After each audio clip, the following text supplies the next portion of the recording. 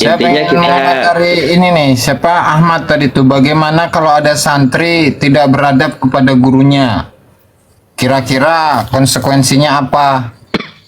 Itu nanya ke saya Ukuran ya. ya ukuran Nah, adabnya di mana kan gitu kan.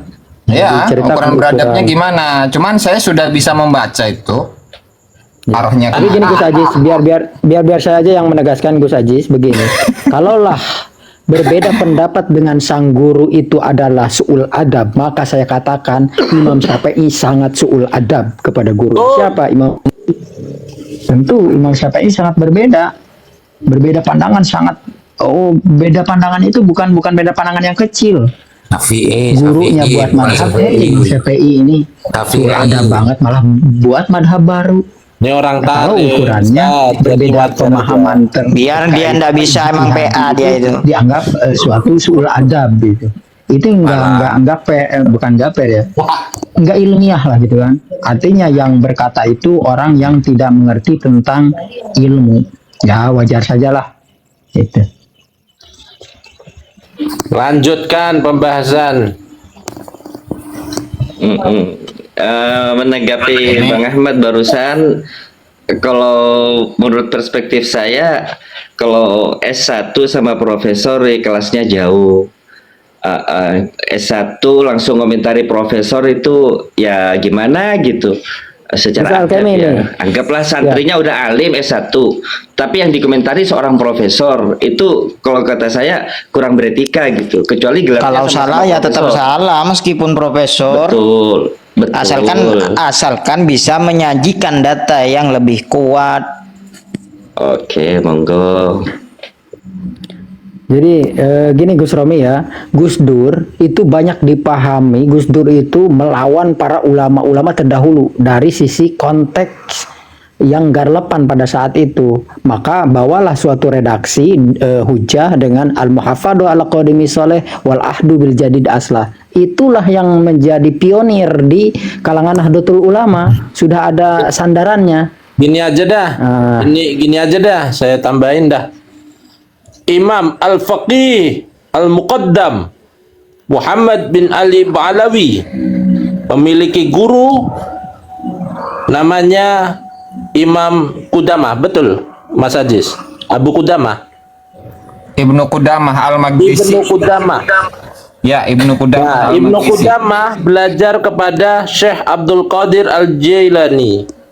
Betul. Mengapa anak turun-turunnya mengatakan Fakil Muqaddam itu masyhur di akhirat nanti dibandingkan Syekh Abdul Qadir Al-Jailani? Apakah itu? Ya, pikir saja sendirilah. Terima kasih. Aduh, masalah. Ya, kalau untuk Syekh Abdul Qadir ada ya. Data sezaman mah ya. Jadi di salah satu kitabnya Ibnu Qudamah Al-Maqdisi, apa judulnya ya? Al-Buka atau apa itu? Saya lupa. Itu di sana menjelaskan beliau ngaji kitab dan mendapatkan ijazah dari Syekh Abdul Qadir Al-Jailani, dan untuk hari dan angka tahunnya itu pun ada. Kemudian juga hal ini dikonfirmasi oleh kitab-kitab sejarah, kitab-kitab yang lain, baik yang semasa dengan Ibnu Qudamah atau setelahnya. Jadi itu sangat bisa dipertanggungjawabkan gitu kan. Nah, ini beda hal dengan yang disebutkan oleh Kang Kingkong tadi. Ya gitu Kang. Ya, Gus Ajis. Gus Ajis mohon maaf dengan rasa takdim saya kepada Gus Ajis. Mohon maaf sangat bahwa ketika dikatakan begini, mulia mana gitu, keagungannya ya. Gus Ajis dengan gurunya, tentu saya berpendapat, mohon maaf Gus Ajis, pasti guru Gus Ajis pasti lebih mulia.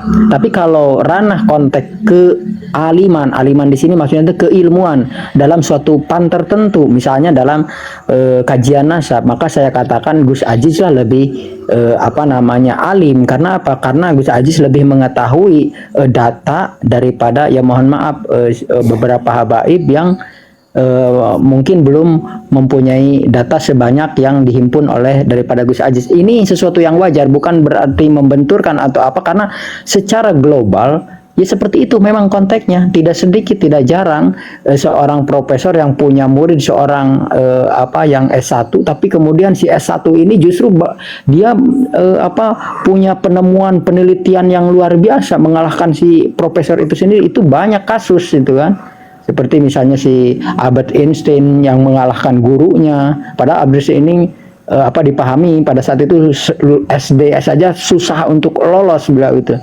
Artinya kalau dalam suatu hal yang lain bisa saja seorang murid itu dia lebih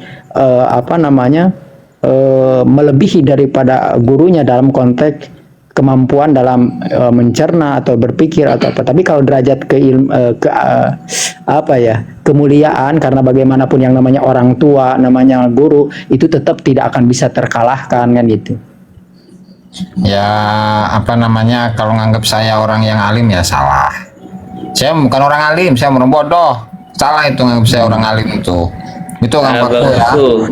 Bang Faku, boleh saya komentari Bang Faku?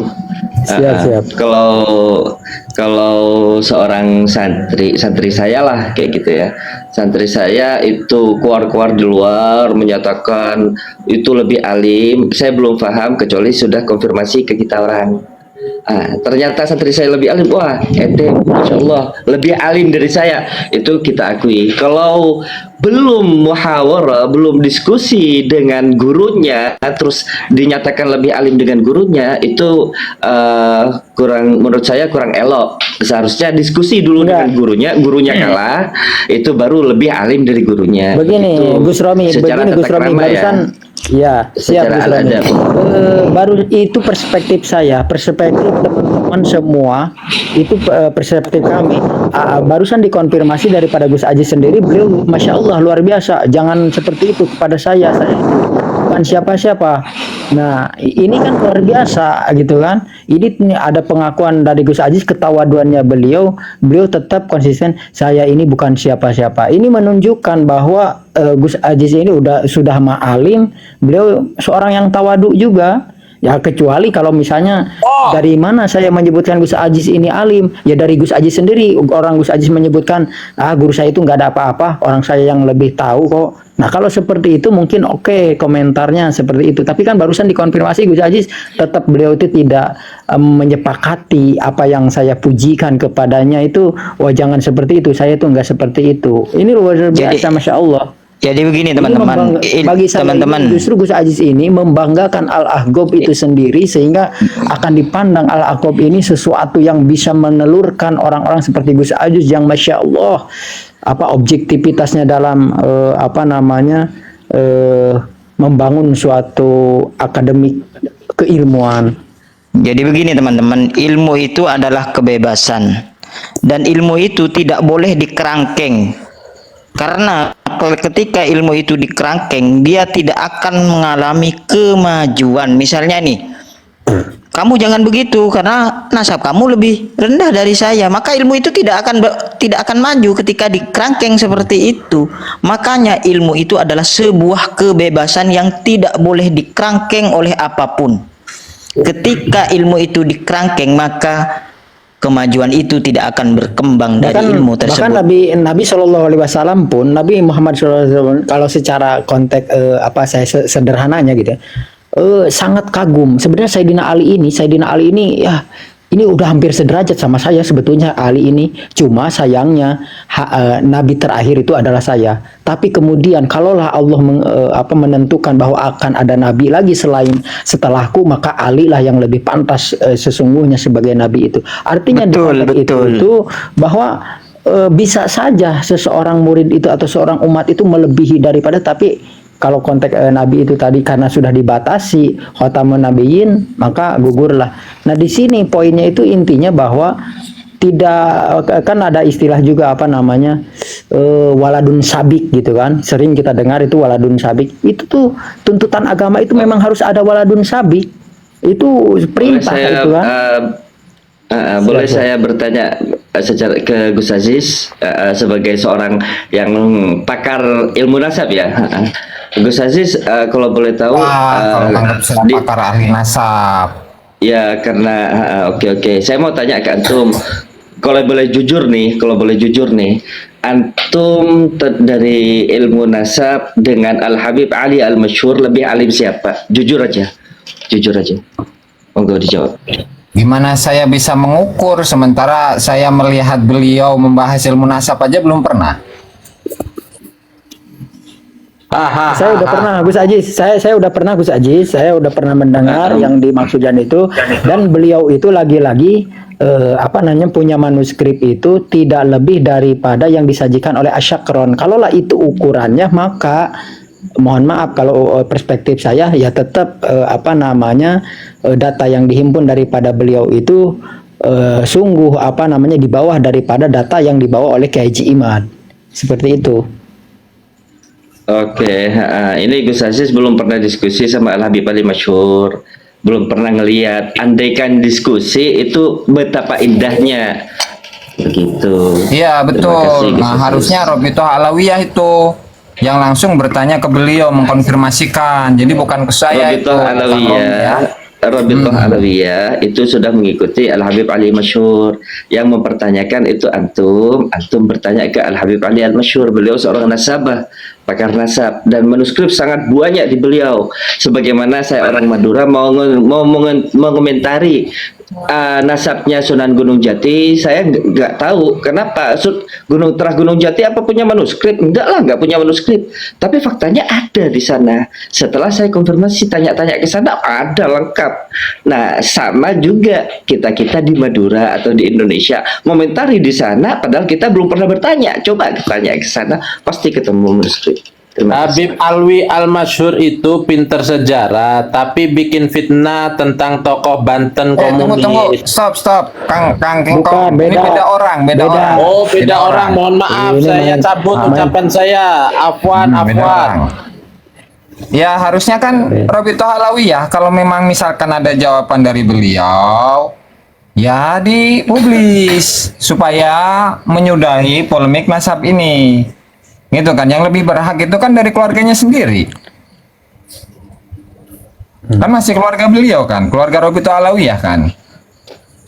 Harusnya begitu mengkonfirmasikan Jadi, kepada beliau kalau memang ada catatan di zaman dulu sebelum Ali bin Abu Bakar As-Sakron atau yang sezaman dengan Imam Ubaidillah, ya maka ditampilkan di publik, dipublikasi. Gus Romi, untuk mohon maaf Gus Romi. Sebagai disclaimer saya, itu tuh Gus Romi berstatement seperti itu. Siapa Gus Aziz dibanding Al Habib Alwi Masyhur itu bagi Itu kami yang udah tersirat. biasa. Kenapa? Karena begini Gus Romi ya, itu nggak asing bagi kami. Kenapa saya katakan nggak asing? Karena daripada Muhyiddin ini seringkali membenturkan ini siapa Kiai Imad dibanding Ibnu Hajar Al Haitami itu nggak fair. Apa kait hubungnya gitu kan? Nggak ada jalurnya di sana gitu kan. Dan Gus Aziz pun ini bukan pemikirannya beliau. Beliau itu coba aja tanya Gus Aziz, kenapa membatalkan nasabnya Pak Alawi? Apakah pemikiran Gus Aziz? Ternyata bukan. Beliau menyodorkan referensi. Inilah saya punya referensi, silahkan disanggah. Nah seperti itu. Kalau misalnya berangkatnya dari asumsinya Gus Aziz, ya mungkin wah ini Gus Aziz gimana gitu kan. Seperti itu mungkin konteksnya Gus Romi. Ya, Dan yang kalau meminta pemahaman- ini adalah publik, jangan lantas Gus Jazuli yang suruh minta konfirmasi sendiri. Ini publik yang minta ya, sebaiknya diumumkanlah di publik. Jadi seperti itu. kalau menurut saya dari segi tata krama, segi adab, saya orang-orang S1 mau bikin naskah, habis gitu yang dikomentari itu seorang profesor itu ya gimana gitu, dan profesor harus mengomentari juga ke S1 itu gimana juga, kecuali Enggak, naskahnya soalnya- disodorkan dulu, baru dikomentari oleh profesor benar, atau oleh profesor itu ditasih, oh ternyata benar naskahmu, itu baru silahkan, oh benar naskahmu. Konteksnya bukan Itu baru begitu, benar. Kang Romi. Konteksnya Saya- ini mengkoreksi daripada nasabah Alawi. Kan sudah ada nih konteksnya nih. Cuman Nah, nasabah ini saya Alawi ini obrolan bermasalah. Nah, dengan Gus maka Aziz, ya. disodorkanlah. dengan Iya, makanya seorang jangan LC kemana-mana ya, soalnya. S1 ya. Oh, sampean sombong S1. tentang pangkat ya? Sombong tentang pangkat ya? Gus Aziz seorang S1. Iya, jangan sebut-sebut gitu. Saya enggak sekolah soalnya. Gini, Gus Romi. Saya Gus Romi. merasa terpojokkan ketika Syafi'i dibilang seperti itu. Saya Imam seorang Syafi'i itu petani, S1. santai aja. Gus Romi. Imam Syafi'i itu seorang yang S1 dibanding Imam Malik sebetulnya. Imam Malik itu profesor, tapi kalau untuk perbedaan pendapat itu hal yang lumrah. Silahkan di kampus-kampus itu perdiskusian antara profesor dan dosennya itu justru sangat ditekankan, apalagi di Lirboyo. Di Lirboyo itu sangat dianjurkan untuk menjawab hujah daripada dia punya guru gitu kan, karena di sana ranahnya itu kajian itu perdebatan. Nah, makanya dalam konteks perdebatan itu tinggalkan semua perangkat-perangkat kedudukan, maka yang hanya ada itu kesetaraan kalau dalam ranah diskusi. Kurang lebih seperti itu. Kalaulah misalnya perangkat keguruan, perangkat kemuridan dibawa dalam arena kajian ilmiah, maka gugurlah itu ilmu. Gak ada manfaatnya itu ilmu.